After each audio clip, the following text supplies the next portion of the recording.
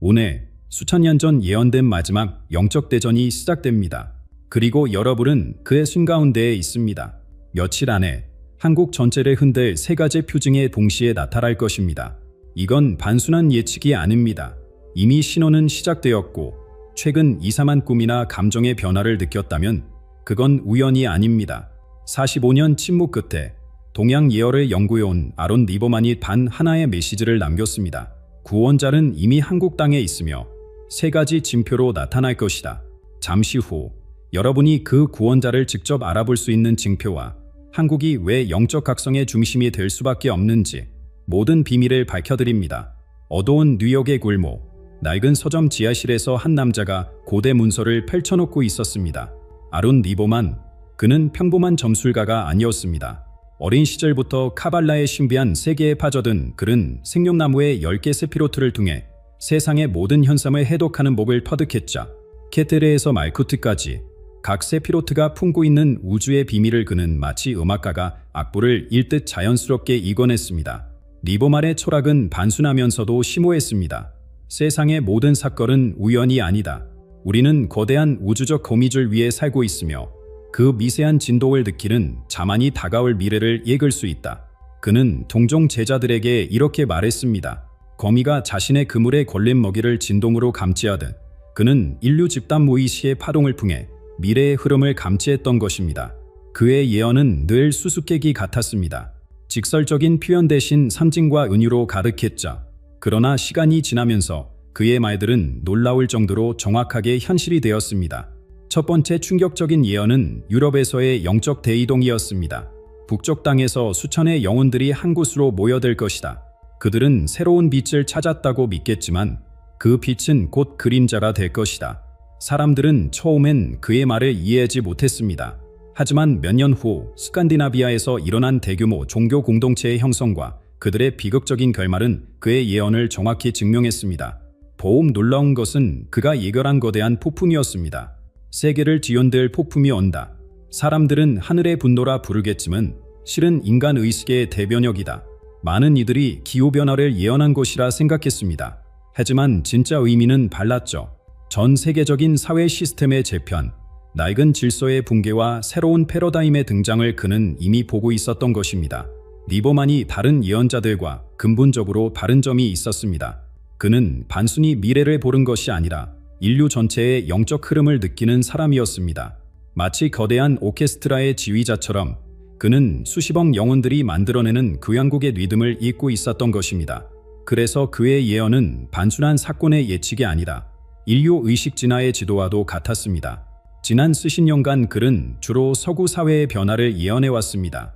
그런데 올해 초 그의 관심이 갑자기 동쪽으로 향했습니다. 카발라의 생명나무를 통해 일궈낸 새로운 파동, 그것은 놀랍게도 한반도에서 시작되고 있었습니다. 수십 년간 은둔 생활을 하던 리버만이 올해 초 갑자기 모습을 드러낸 이유가 바로 여기에 있었죠. 그가 전한 메시지는 충격적이었습니다. 지혜의 깃발 아래 새로운 기술을 받았다. 동방의 작은 나라, 지금 보이지 않는 어둠에 덮여있는 그곳에 관한 것이다. 그가 본 한국의 미래는 단순한 시련이 아니었습니다. 국가의 존재 자체를 위협하는 거대한 위기, 전례 없는 고통과 혼란이 다가오고 있었죠. 하지만 더 놀라운 건 그 다음이었습니다. 영혼의 겨울, 모든 희망이 사라진 것처럼 보이는 그 순간 한 사람이 나타날 것이다. 그는 정치 지도자도 군사 영웅도 아닌 인간의 의식 자체를 재건하고 부서진 세계를 다시 일으켜 세울 구원자였습니다. 리버만의 예언이 신뢰받는 이유는 명확했습니다. 그는 대중 매체를 통해 화려하게 예언하지 않았습니다. 대신 소수의 제자들에게만 조용히 전달된 그의 말들이 시간이 지나며 정확하게 실현되었죠. 북반구에서 일어난 빛의 교단 사건을 기억하시나요? 진리의 파편들을 모으려는 자들이 북쪽에 모일 것이다. 하지만 빛을 찾던 그들은 결국 어둠 속에서 서로를 핥히게 될 것이다. 캐나다의 한 영적 공동체가 내부 분열로 무너진 사건, 그것이 바로 이 예언의 실현이었습니다. 또 하나의 섬뜩한 예언이 있었습니다. 인간의 탐욕이 만든 황금이 무너질 때 동쪽 섬나라의 균열이 서쪽 대륙을 삼킬 것이다. 사람들은 처음엔 이해하지 못했습니다. 하지만 일본의 버블 경제 붕괴와 그 여파가 전 세계 금융 시스템을 뒤흔들었을 때 모두가 그의 예언을 떠올렸죠. 리버만이 한국의 위기를 설명하는 방식은 독특했습니다. 그는 카발라의 호도와 네자흐, 즉 지성과 감정의 세피로트 불균형을 지적했습니다. 한국은 논리와 이성의 힘으로 눈부신 발전을 이루었지만 영혼의 감성과 영환성을 잃어가고 있다는 것이었죠. 이 불균형이 결국 영혼의 대혼란을 불러올 것이라고 그는 경고했습니다. 그의 마지막 은유는 보옥 의미심장했습니다. 거대한 팝을 세운 나라에서 그 팝의 그림자가 너무 길어져 그 아래 사는 이들이 빛에 이를 것이다. 물질적 번영의 정점에서 영혼의 고아함을 맞이하게 될 한국. 하지만 바로 그 절망의 순간 구원의 빛이 나타난다는 것이 그의 예언의 핵심이었습니다. 그 빛을 알아볼 수 있는 자는 과연 누구일까요? 리버만은 한국이 직면할 위기가 단순히 정치나 경제 차원의 문제가 아니라고 강조했습니다. 그가 진정으로 우려한 것은 영혼의 차원, 근본적인 존재의 위기였자. 조상의 영혼이 흐르던 강이 말라가고 있다. 그 자리를 이성의 시멘트가 채우고 있다. 그의 말은 한국 사회의 깊숙한 곳에서 일어나는 변화를 정확히 짚어냈습니다. 한국은 놀라운 속도로 발전했습니다. 전쟁의 폐허에서 일어나 세계가 주목하는 경제 강국이 되었자.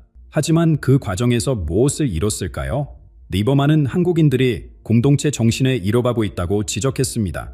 마을 사람들이 함께 모여 김치를 담그고 이웃집 아이를 내 자식처럼 돌보던 그 따뜻한 정이 사라지고 있습니다.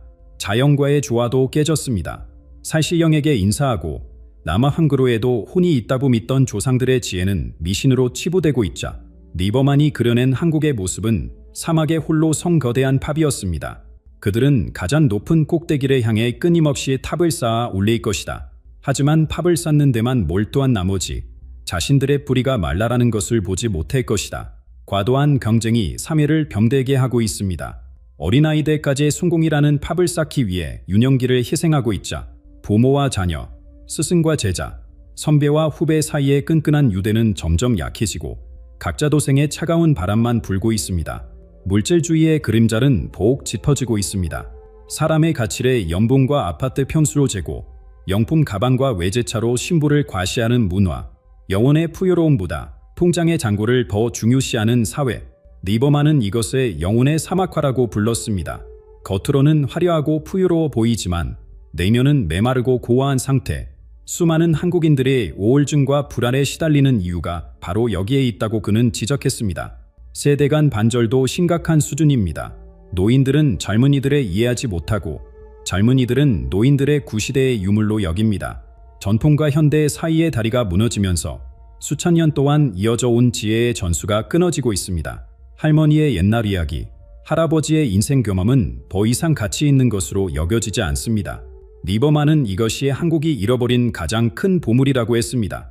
하지만 절망 속에서도 희망의 씨앗은 있었습니다. 가장 어두운 밤에만 별이 빛나듯 한국의 위기가 정점에 달했을 때 구원자가 나타날 것이다. 그 구원자는 무력을 사용하지 않을 것입니다. 정치적 혁명이나 경제적 기적을 일으키는 것도 아닙니다. 대신 사람들의 의식 자체를 변화시킬 것입니다. 잠들어 있던 영혼을 깨우고 잃어버린 연결고리를 회복시킬 것입니다. 리버만이 말한 구원자의 본질은 카발라의 아담 카드몬과 연결되어 있었습니다. 원초적 인간의 원형, 모든 시대의 지혜와 경험을 체현한 존재, 과거와 현재, 미래의 진실을 깨뚫어보는 자, 그는 한국인들에게 영혼의 강을 다시 찾는 길을 보여줄 것입니다. 하지만 그를 알아보려면 먼저 우리 자신의 내면, 어둠을 직면해야 합니다. 물질적 성공이 주는 허상에서 벗어나 진정한 가치를 추구하는 용기가 필요합니다. 그런데 이 구원자는 우리가 상상하는 전통적인 메시아와는 전혀 달랐습니다. 군중을 선동하는 카리스마도 거대한 기적을 행하는 힘도 없을 것입니다. 그의 둘에는 조용하지만 모든 이의 의식에 거대한 파문을 일으킬 것이자 스스로를 구원자라 칭하지도 추종자를 요구하지도 않을 것입니다. 그저 그의 존재만으로도 모든 것이 변화하기 시작할 것입니다. 마치 어둠을 물리치는 새벽처럼 말이자. 리버만은 이 구원자가 카발라 생명나무의 10가지 세피로트를 모두 통합한 존재라고 설명했습니다. 케테르, 즉 왕관의 속성을 지닌 글은 모든 존재의 근원을 볼 수 있는 지혜를 가졌습니다. 모든 문제의 본질을 꿰뚫어보는 능력이자 호크마의 원투적 지혜와 비나의 구조적 이해력을 동시에 지녔기에 그는 단순한 지식을 넘어 모든 현상의 원리를 이해하는 영원한 지혜를 수여했습니다. 더 놀라운 것은 헤세드와 게부라, 자비와 심팔의 완벽한 조화였습니다. 그는 모든 존재에게 깊은 연민을 가지면서도 진실을 왜곡하는 자들과 타락한 세력에게는 단호한 심판을 내릴 것입니다. 자비와 정의가 하나로 어우러진 존재, 그것이 바로 리버만이 본 구원자의 모습이었습니다. 그의 영혼은 극도로 정화된 아스트렐치와 맨페츠를 지녔습니다. 감정과 욕망, 사고와 의지를 완벽하게 통제하는 존재. 그의 감정은 고요한 호수처럼 잔잔하고 그의 생각은 가장 맑은 샘물처럼 투명합니다. 분노나 조급함 없이 행동하며 무수한 사람들의 이야기를 들으며 그들의 가장 깊은 상처를 치유할 것입니다. 그가 말하는 방식도 독특할 것입니다. 운유와 상징으로 가득한 그의 말은 듣는 이의 영적 수준에 따라 바르게 해석될 것입니다. 진실은 사람들의 마음속에 씨앗처럼 심어져 스스로 자라나며 각자를 진리로 인도할 것입니다.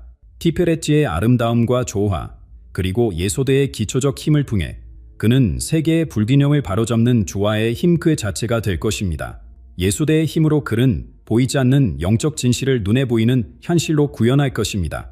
그의 의지가 곧 현실을 참조하는 것이죠. 이 구원자는 위기를 해결하는 영웅이 아니라 인간 의식의 진화를 이끄는 영적 스승입니다. 그렇다면 그는 언제, 어디서 나타날까요? 리버만은 구체적인 날짜나 장소를 말하지 않았습니다. 대신 신비로운 쓰마리들을 남겼죠. 태양이 가장 낮은 곳에 있고 어둠이 가장 깊을 때 세 개의 물줄기가 만나는 땅에서 그가 나타날 것이다. 이 암호 같은 메시지를 해독하기 위해 수많은 제자들이 밤을 지새웠지만 그 진정한 의미는 시간이 흐르면서 조금씩 명확해지고 있습니다. 세 개의 물줄기란 무엇일까요? 리버말의 제자들이 남긴 기록에 따르면 첫 번째 물줄기는 전풍의 강입니다. 한국의 오랜 영원, 조상들의 지혜가 흐르는 고요하지만 깊은 강이자 수천 년 동안 이어져 온 정신적 유산, 하늘과 땅과 인간을 하나로 모른 동양적 세계관이 바로 이 첫 번째 물줄기입니다. 하지만 이 강은 지금 말라가고 있습니다. 젊은 세대는 더 이상 이 물을 마시지 않고 노인들만이 간신히 그 맛을 기억하고 있죠. 두 번째 물줄기는 급격한 변화의 폭포수입니다. 현대 기술의 거센 물결, 디지털 혁명의 쓰나미가 한국을 휩쓸고 있습니다. 세계에서 가장 빠른 인터넷, 가장 앞선 기술, 가장 치열한 경쟁. 이 물줄기는 너무나 강력해서 첫 번째 간화의 삼켜버릴 기세입니다. 사람들은 이 폭포수에 휩쓸려 정신없이 앞으로만 달려가고 있습니다. 멈추면 익사할 것 같은 두려움에 사로잡혀서 말이죠. 세 번째 물줄기는 국제적 흐름의 대항입니다. 세계의 빛과 그림자가 섞인 거대한 바다, 동서양의 문화가 충돌하고 융합하는 혼돈의 수용돌이입니다. 한국은 이제 더 이상 고립된 섬이 아닙니다. 전 세계의 영향력이 한반도로 몰려들고 한국의 영향력도 세계로 뻗어나가고 있죠. 이 세 물줄기가 충돌하고 섞이는 지점, 바로 거기서 구원자가 모습을 드러낼 것입니다. 물리적 장소에 대한 암시도 의미심장했습니다. 오래된 산맥의 그림자가 드리워진 곳, 그러나 가장 현대적인 문명이 꽃피는 곳, 백두대간의 전기가 흐르는 땅이면서도 첨단 도시가 솟아있는 곳, 과거와 미래가 공존하는 장소, 고대의 산맥과 미래 도시가 만나는 한국의 모습 그 자체를 가리키는 듯했습니다. 서울일까요? 부산일까요? 아니면 우리가 전혀 예상하지 못한 곳일까요? 그의 나타남은 거대한 사건이나 기적으로 시작되지 않을 것입니다. 리버말은 그의 침묵의 힘을 지닌 존재라고 불렀습니다. 하늘이 갈라지거나 천사가 나팔을 부른 그런 장면은 없을 것입니다. 오히려 너무나 조용해서 마음의 눈을 열지 않으면 그를 알아볼 수 없을 것입니다. 바로 이것의 시험입니다. 감순한 마음으로 진실을 찾는 자만이 그를 발견할 수 있다는 것이죠. 마이쿠제, 생명나무의 가장 아래 세피로트, 영적 에너지가 물질 세계로 구현되는 그 신성한 지점에서 그는 활동할 것입니다. 그가 나타나는 순간 보이지 않던 진실이 현실의 언어와 행동으로 드러날 것입니다. 그의 존재 자체가 현실 세계를 영적 차원으로 끌어올리는 발휘가 될 것입니다. 그리고 이 변화는 한 사람에서 시작되어 전 인류의 의식을 변화시킬 것입니다. 그가 나타나는 순간 보이지 않던 진실이 현실의 언어와 행동으로 드러날 것입니다. 하지만 어떻게 그를 알아볼 수 있을까요? 리버말은 명확한 신호들을 제시했습니다. 첫 번째는 외적인 것이 아닌 내적인 표징입니다. 그는 화려한 옷을 입지 않을 것이며 큰 목소리로 자신을 드러내지도 않을 것이다. 평범한 외모, 소박한 차림. 하지만 그의 눈을 보는 순간 여러분은 알게 될 것입니다. 그 눈 속에는 우주의 깊은 지혜가 담겨 있습니다. 세상의 모든 고통과 기쁨을 경험한 영원한 영혼의 눈빛이자 리버만이 묘사한 구원자의 영혼은 극도로 정화된 상태입니다.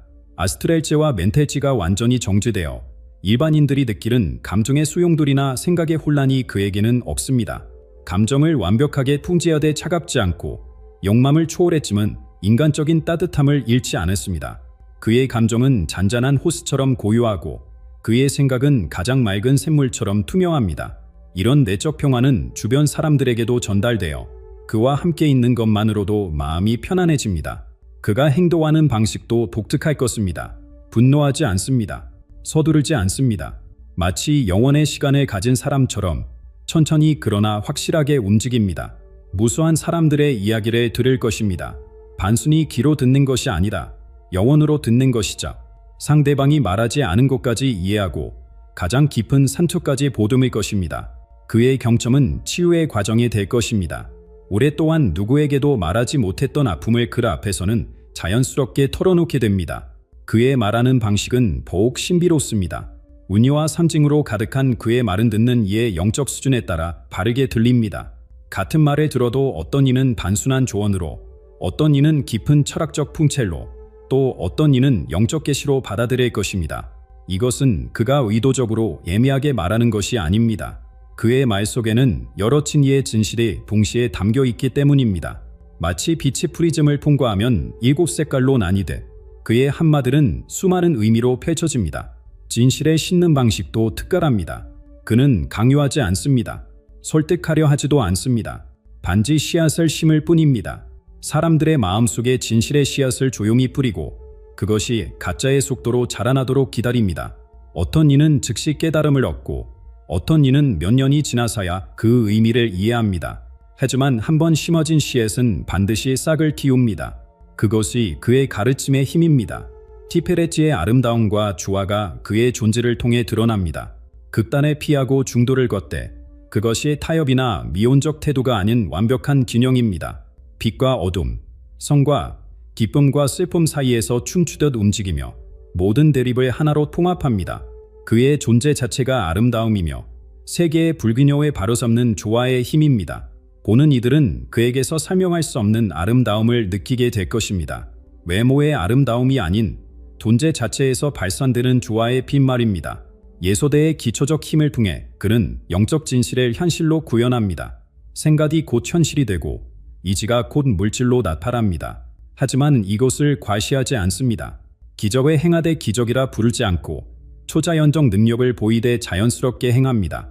사람들은 나중에야 깨닫게 될 것입니다. 그와 함께 있던 시간 동안 불가능했던 일들이 자연스럽게 일어났다는 것에 이 구원자는 위기를 해결하는 영웅이 아니라 인간 의식의 진화를 이끄는 영적 스승입니다. 그리고 이 변화는 한 사람에서 시작되어 전 인류의 의식을 변화시킬 것입니다. 리버만은 이것을 황금시대의 기억이 깨어나는 순간이라고 표현했습니다. 구원자의 치연은 모든 이의 마음속에 잠들어 있던 태고의 진실을 일깨울 것입니다. 우리가 모두 하나의 의식으로 연결되어 있다는 잊혀진 진세 말이자 불신과 원한이 치유되고 분열된 사회가 다시 하나로 통합되기 시작할 것입니다. 리버만은 성경의 구절들이 새롭게 해석될 것이라고 예언했습니다. 시작과 끝이라는 말이 영혼의 영원성을 의미한다는 것을 사람들이 깨닫게 될 것입니다. 삶은 일시적이지만 영혼은 영원하며 끊임없이 순환하고 진화한다는 진실, 삶의 끝이 새로운 시작이며 죽음이 하나의 문일 뿐이라는 것을 이해하게 되면서 인류는 죽음에 대한 그런적 두려움을 극복하게 될 것입니다. 그의 영향력은 잔잔한 호수에 떨어진 작은 볼밍이처럼 퍼져나갈 것입니다. 처음에는 미세한 파문에 불과하지만 그 파문은 점차 확대되어 결국 호수 전체를 뒤흔들 것입니다. 개인의 내면에서 시작된 주요한 혁명이 거대한 각성의 물결로 변화하는 것이자 한 사람이 깨어나면 그 주변 사람들이 영향을 받고 그들이 또 다른 이들을 깨우는 연쇄 반응이 일어날 것입니다. 리버만은 한국이 겪고 있는 내자와 호대의 불균형이 회복될 것이라고 말했습니다. 지성의 세피로테인 호대의 치우쳐 눈부신 발전을 이룬 한국이 감성의 세피로테인 내자를 되찾게 되는 것이자 구원자는 이 균형을 회복시킬 것입니다. 차가운 이성으로 문제를 직시하면서도 따뜻한 감성으로 서로를 포용하는가, 이성과 감성의 조화를 이룬 새로운 인류의 탄생, 그것이 바로 구원자가 가져올 변화의 본질입니다. 하지만 리버만의 마지막 메시지가 가장 충격적이었습니다. 구원자는 반지 외부에서 오는 존재가 아니라는 것입니다. 그는 우리 모두의 내면에 잠들어 있는 구원의 힘을 깨울 존재라는 것이자 그를 밖에서만 찾지 마십시오. 자신을 정화하고 내면의 빛에 키우십시오. 그가 나타났을 때 그를 받아들일 준비가 되어 있어야 합니다. 진정한 구원자의 빛을 받을 준비가 되었을 때 그는 이미 여러분과 함께 있을 것입니다. 동방의 작은 나라에서 시작된 빛이 서쪽으로 퍼져나가며 어둠 속의 모든 영혼을 깨울 것입니다. 그는 케테르의 속성을 실현할 것입니다. 분열된 인류의 의식을 하나로 통합하여 무한자의 의지를 지상에 구현하는 것이자 이것은 한국말의 구원이 아니라 전 인류의 새로운 시작입니다. 진정한 교란은 고통 없이 오지 않는다. 리버만의 이 말처럼 인류는 새로운 의식에 도달하기 위해 고통스러운 시기를 거쳐야 합니다.